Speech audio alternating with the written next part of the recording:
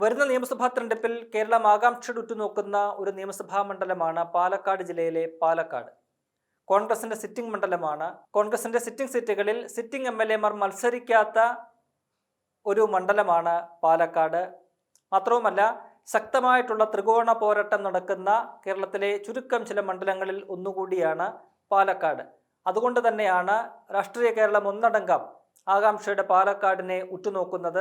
പാലക്കാട് നിയമസഭാ മണ്ഡലം എന്ന് പറയുന്നത് പാലക്കാട് നഗരസഭയും ഒപ്പം തന്നെ പിരായിരി, മാത്തൂർ, കണ്ണാടി എന്നിങ്ങനെ 3 പഞ്ചായത്തുകളും ചേർന്നതാണ്. 2001 മുതലുള്ള നിയമസഭാ തെരഞ്ഞെടുപ്പിന്റെ ഒരു ചരിത്രം പരിശോധിക്കുകയാണെങ്കിൽ അവിടെ UDFന്റെ ഒരു അപ്രമാദിത്വം നമുക്ക് കാണാൻ കഴിയും. 2001-ൽ 10,805 വോട്ടുകൾക്കാണ് UDF പാലക്കാട് മണ്ഡലത്തിൽ വിജയിക്കുന്നത്. 2006-ലേക്ക് എത്തുമ്പോൾ ആ മണ്ഡലം UDFന് കൈവിടുന്നു. പക്ഷേ അവിടെ LDF വിജയിക്കുന്നത് വലിയ ഭൂരിപക്ഷത്തിനൊന്നുമല്ല. ഏതാണ്ട് 1344 വോട്ടുകളുടെ ഭൂരിപക്ഷം മാത്രമാണ് LDFന് അവിടെ 2006-ൽ ലഭിച്ചത്. KK ദിവാകരൻ എന്ന് പറയുന്ന CPM സ്ഥാനാർത്ഥി കോൺഗ്രസിന്റെ AV ഗോപിനാഥിനെയാണെന്ന് തോൽപ്പിച്ചത്. 2011-ലേക്ക് വരുമ്പോൾ കോൺഗ്രസ് മണ്ഡലം തിരികെ പിടിക്കാനായിട്ട് ഒരു ചുറുചുറുക്കുള്ള യുവ നേതാവിനെയാണ് രംഗത്തിറക്കിയത്. ആ നേതാവിൻ്റെ പേര് ഷാഫി പറമ്പിൽ എന്നാണ്. തൻ്റെ കന്നി മത്സരത്തിൽ തന്നെ സിറ്റിംഗ് MLA-യെ മലർത്തിയടിച്ചുകൊണ്ടാണ് ഷാഫി പറമ്പിൽ അവിടെ തുടങ്ങുന്നത്. ഏതാണ്ട് 7403 വോട്ടുകൾക്കാണ് തൻ്റെ ആദ്യ പോരാട്ടത്തിൽ, പാലക്കാട് നിയമസഭയിലേക്കുള്ള ആദ്യ പോരാട്ടത്തിൽ CPM-നെ അവിടെ തകർത്തുകൊണ്ട് KK ദിവാകരൻ സിറ്റിംഗ് MLA-യെ തന്നെ തോൽപ്പിച്ചുകൊണ്ട് ഷാഫി പറമ്പിൽ അവിടെ വിജയക്കൊടി നാട്ടുന്നത്. പിന്നീട് ഇങ്ങോട്ട് 2024-ലെ ഉപതെരഞ്ഞെടുപ്പ് വരെ കോൺഗ്രസിനെ തിരിഞ്ഞു നോക്കേണ്ട ആവശ്യമേ ഉണ്ടായിട്ടില്ല.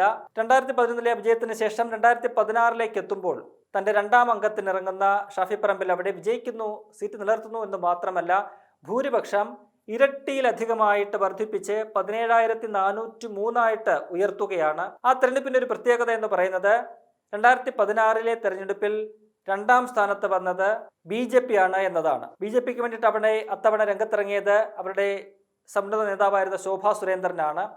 2011-ൽ ഏതാണ്ട് 22,000-ലധികം വോട്ടുകളാണ് ഉണ്ടായിരുന്നതെങ്കിൽ 2016-ലേക്ക് എത്തുമ്പോൾ അത് 40,000-ലധികമായിട്ട് വർദ്ധിപ്പിക്കാൻ ശോഭാ സുരേന്ദ്രന് കഴിഞ്ഞു. പക്ഷേ ഷാഫി പറമ്പിൽ തൻ്റെ വോട്ട് 57,000-ലധികമായിട്ട് ഉയർത്തിക്കൊണ്ടാണ് 17,403 എന്ന് പറയുന്ന ഒരു മൃഗീയ ഭൂരിപക്ഷം അവിടെ സ്വന്തമാക്കിയത്. 3ാം സ്ഥാനത്തേക്ക് LDF പിന്തള്ളപ്പെടുന്ന ഒരു കാഴ്ച നമ്മൾ കണ്ടു. 2021-ലേക്ക് എത്തുമ്പോൾ അവിടെ കുറച്ചുകൂടി കടുത്ത ഒരു മത്സരമാണ് നടന്നത്. അന്ന് BJP രംഗത്തിറക്കിയത് മെട്രോമാനായിട്ടുള്ള E ശ്രീധരനെയാണ്. തങ്ങളുടെ BJPയുടെ മുഖ്യമന്ത്രി സ്ഥാനാർത്ഥി എന്നുള്ള നിലയിലാണ് BJP അവിടെ E ശ്രീധരനെ പ്രതിഷ്ഠിച്ചത്. ആ രീതിയിൽ വലിയൊരു പോരാട്ടം അവിടെ നടന്നു. പക്ഷേ ഏറ്റവും ഒടുവിൽ 3,859 വോട്ടുകൾക്ക് ഷാഫി പറമ്പിൽ ശക്തമായ പോരാട്ടത്തിനൊടുവിൽ അവിടെ വിജയിച്ച് കയറുകയും മണ്ഡലം നിലനിർത്തി ഹാട്രിക്ക് തികയ്ക്കുകയും ചെയ്യുന്ന ഒരു കാഴ്ച നമ്മൾ കണ്ടു. അത്തവണയും CPM LDF 3ാം സ്ഥാനത്തേക്ക് പിന്തള്ളപ്പെടുന്നതാണ് നമ്മൾ കണ്ടത്. പിന്നീട് 2024 ഒരു ഉപതെരഞ്ഞെടുപ്പാണ് നടക്കുന്നത്.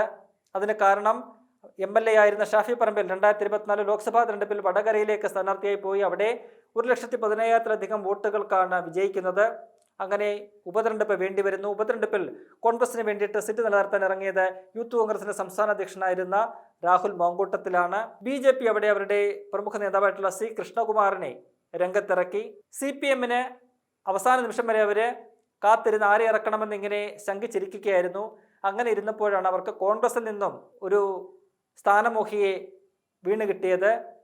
തലേന്ന് വരെ കോൺഗ്രസിൻ്റെ യുവ നേതാവായിരുന്ന, കോൺഗ്രസിന് വേണ്ടിയിട്ട് സൈബർ ഇടങ്ങളിലൊക്കെ തന്നെ ശക്തമായ പ്രചരണവുമായിട്ട് മുന്നോട്ട് പോയിരുന്ന സരിൻ സീറ്റ് കിട്ടില്ല എന്ന് ഉറപ്പായപ്പോൾ മറുകണ്ഠം ചാടി CPM-ന്റെ സ്ഥാനാർത്ഥിയാകുന്ന ഒരു കാഴ്ച നമ്മൾ കണ്ടു.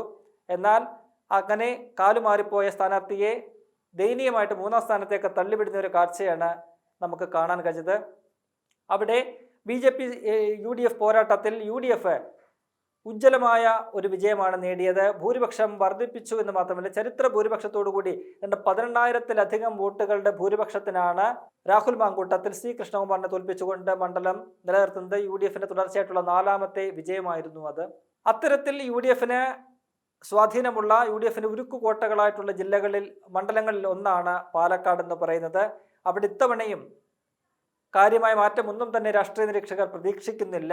2024-ലെ ഉപതെരഞ്ഞെടുപ്പിൻ്റെ ഒരു കണക്ക് പരിശോധിക്കുമ്പോൾ 2016-ലും 2021-ലും ഒക്കെ തന്നെ പാലക്കാട് മണ്ഡലത്തിന് കീഴിൽ വരുന്ന പാലക്കാട് നഗരസഭയിൽ BJPക്കാണ് മേധാവിത്വമുള്ളത്. അവരവിടെ മികച്ച ഭൂരിപക്ഷം നേടുകയും ചെയ്യാറുണ്ട്. എന്നാൽ 2024 ഉപതെരഞ്ഞെടുപ്പിൽ കീഴ്മേൽ മറിയുന്ന ഒരു കാഴ്ച നമ്മൾ കണ്ടു. അവിടെ പോലും നഗരസഭയിൽ പോലും UDF അത്യുജ്വലമായ ലീഡ് സ്വന്തമാക്കി. മറ്റ് 3 പഞ്ചായത്തുകളിലും വലിയൊരു ലീഡ് UDFന് ലഭിച്ചു. അങ്ങനെയാണ് 18,000-ലധികം വോട്ടുകളുടെ ഭൂരിപക്ഷം അവിടെ ലഭിക്കുന്നത്. എന്തായാലും ഇത്തവണ രംഗത്തിറങ്ങുമ്പോൾ UDFന് മുൻകാലങ്ങളിലെ ആ നിയമസഭാ തെരഞ്ഞെടുപ്പിന്റെ വിജയ ചരിത്രം മാത്രമല്ലുള്ളത്. ഇക്കഴിഞ്ഞ തദ്ദേശ തെരഞ്ഞെടുപ്പിലും അവിടെ UDFന് തിളക്കമാർന്ന ഒരു വിജയം അല്ലെങ്കിൽ ഒരു മുന്നേറ്റം നേടാൻ സാധിച്ചിട്ടുണ്ട്. തദ്ദേശ തെരഞ്ഞെടുപ്പിന്റെ ഒരു ഫലം നോക്കുകയാണെങ്കിൽ 6189 വോട്ടുകളുടെ ഭൂരിപക്ഷം UDFന് അവിടെയുണ്ട്. അവിടെ 2ാം സ്ഥാനത്തേക്ക് LDF കയറി വരുന്നുണ്ട്. BJP 3ാം സ്ഥാനത്തേക്ക് പോകുകയും ചെയ്തിട്ടുണ്ട്. അപ്പോൾ BJPയുടെ സ്വാധീനം അവിടെ ഗണ്യമായിട്ട് കുറയുന്ന ഒരു കാഴ്ചയാണ് നമുക്ക് കാണാൻ കഴിയുന്നത്. മാത്രവുമല്ല 2025 തദ്ദേശ തെരഞ്ഞെടുപ്പിൽ പാലക്കാട് നഗരസഭാ ഭരണം BJP നിലനിർത്തിയെങ്കിൽ പോലും അവർക്ക് അവരുടെ സീറ്റുകളുടെ എണ്ണത്തിൽ കാര്യമായ കുറവ് വന്നു. അവിടെ UDF ഒരു കടന്നുകയറ്റം നടത്തിയ സീറ്റുകളുടെ എണ്ണത്തിൽ വർധനവ് വരുത്തിയിട്ടുണ്ട്.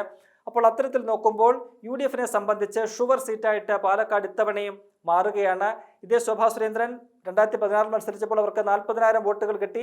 2021 അവരുടെ മെട്രോമാനായിട്ടുള്ള ശ്രീധരൻ മത്സരിക്കുമ്പോൾ അവർക്ക് ഏറ്റവും കൂടുതൽ വോട്ടുകൾ ലഭിച്ചത് 50,000-ലധികം വോട്ടുകൾ അവിടെ നേടുന്നുണ്ട്. പക്ഷേ അതിലധികം വോട്ടുകൾ ഇത്തവണ നേടാൻ അവർക്ക് കഴിയുമോ എന്ന കാര്യത്തിൽ സംശയമാണ്. മാത്രവുമല്ല ഈ നഗരസഭയിലുള്ള ഒരു ലീഡ് മാത്രമാണ് BJPക്ക് പാലക്കാട് നിയമസഭാ മണ്ഡലത്തിൽ ലഭിക്കുന്നത്.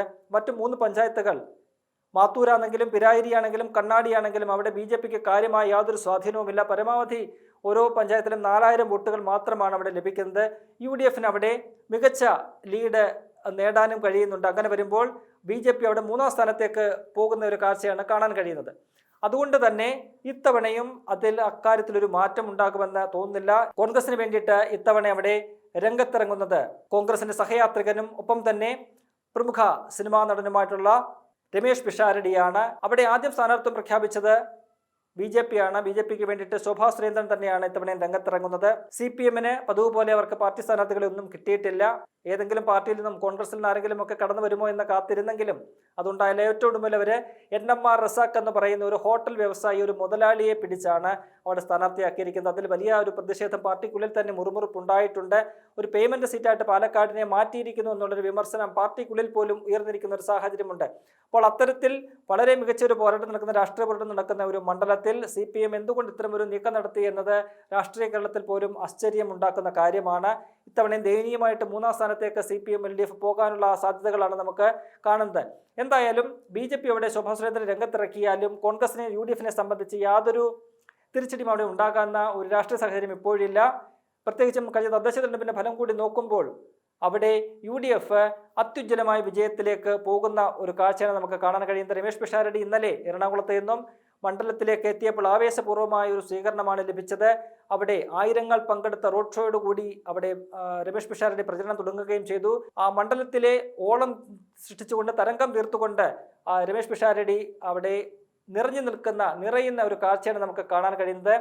അതുകൊണ്ട് തന്നെ രമേഷ് പിഷാരടി അവിടെ ഉജ്ജ്വല ഭൂരിപക്ഷത്തോടു കൂടി വിജയിച്ച് പാലക്കാട് നിയമസഭാ മണ്ഡലത്തിൽ നിന്നും MLA ആയിട്ട് നിയമസഭയിൽ എത്തുമെന്ന കാര്യത്തിൽ രാഷ്ട്രീയ കേരളത്തിന് യാതൊരു സംശയവുമില്ല.